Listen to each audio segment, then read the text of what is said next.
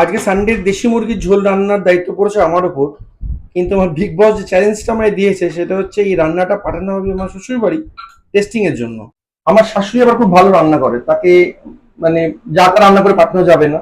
তাই আমার বিগ বসটা আমি সাথে নিয়ে নিয়েছি আজকে, যাতে আমাকে গাইড করতে পারে।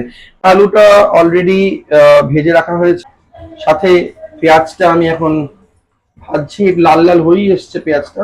মধ্যে আমি দিয়ে দিচ্ছি পেঁয়াজ বাটা, আদা রসুন বাটা একসাথে দিয়ে দিলাম, সাথে দিয়ে দেবো টমেটো, দিয়ে দিলাম হলুদ, এটা আমাদের কাশ্মীর থেকে আনা কাশ্মীরি মির্চ, লঙ্কা গুঁড়ো।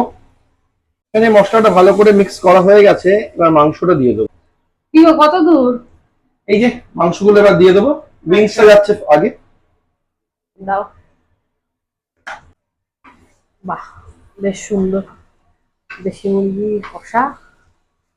হ্যাঁ, তুমি তো সুন্দর বলছো, ওদিকে আমার শাশুড়ি কি ফিডব্যাক দেবে সেটা তো কোনো ঠিক নেই। তো মা ভালোই বলবে, একবার দেখেই বোঝাই যাচ্ছে। জামাই রান্না করেছে, মুখের উপর তো খারাপ বলতে পারবে না। না না, কেন মা তো এর আগেও তোমার হাতে রান্না খেয়েছে। এবার কি দিচ্ছ? এবার নুনটা অ্যাড করে দিই। আচ্ছা, কষানোটা চলতে থাক, কষানো ওটাতে একটু হোক। সময় লাগবে। হ্যাঁ, কষানো চলুক। আর তারপর মাঝে আমি নিজেকে একটু রিফ্রেশ করে নিই। তুমি কি করছো? এই আমি একটু ফ্রুটি নিয়ে নিয়েছি সাথে। বাবা, তুমি সব সরঞ্জাম নিয়েই বসেছো। হ্যাঁ, আমাকে এই গরমে রান্না করলে আমি একটু ফ্রুটি খাবো, কিছু করার নেই। মজার ব্যাপার হলো, রিঙ্গি আর শুভজিৎ যখনই আসে ফ্রুট জুস নিয়ে আসে বাচ্চাদের জন্য। হ্যাঁ, এবার দুটো নিয়ে এসেছিল, যেটা বাচ্চারা এক ফোঁটাও খায়নি, পুরোটা আমি আর নিয়ে পুরোটা নিয়েছি। তুমি শেষ করলে। এবার কিন্তু বারবার বলে গেছিল যে প্রতাপদা তুমি কিন্তু খাবে না, এটা কিন্তু বাচ্চাদের। না, এই ভিডিওটা যদি শুভজিৎ দেখে তাহলে বলবো কোনো উবার বারবার এসো আর বারবার এটা নিয়ে এসো। দিয়ে যাও। এবার আর ওরা আনবে না, বলে আর যাই আর এটলিস্ট ফ্রুট জুস তো আর নিয়ে যাবো না। না, ওরা ফ্রুট জুসটা আনলে আমি খেয়ে নিই।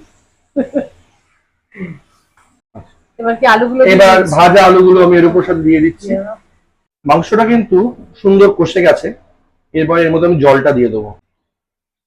জলটা দিয়ে ভালো করে মাংসটা সিদ্ধ করতে হবে। ঢেকে রাখবে তো? একটু ঢেকে রাখবো, হ্যাঁ। সিদ্ধটা হোক। রান্নাটা অলমোস্ট হয়ে গেছে, আমি একটু লঙ্কাটা উপর দিয়ে ছড়িয়ে দিলাম, গরম মশলাটা দিয়ে দিলাম উপর দিয়ে। আমাদের সানডে দেশি মুরগির ঝোল একদম রেডি।